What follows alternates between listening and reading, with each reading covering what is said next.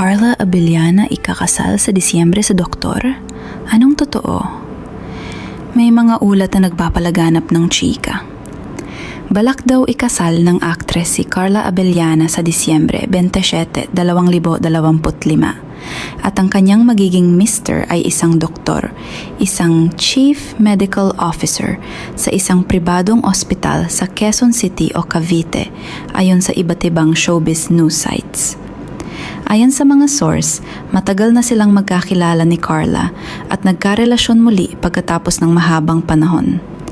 Ngunit, mahalaga ring tandaan, wala pa ring opisyal na kumpirmasyon mula sa aktres o sa kanyang kampo. Lahat ay base pa sa chika at ulat ng media. Kaya sa ngayon, ang katotohanan ay nananatiling isang balitang pinag-uusapan lamang. May posibilidad na totoo, ngunit mas mabuting hintayin ng opisyal na pahayag kung talagang mangyayari ang kasal.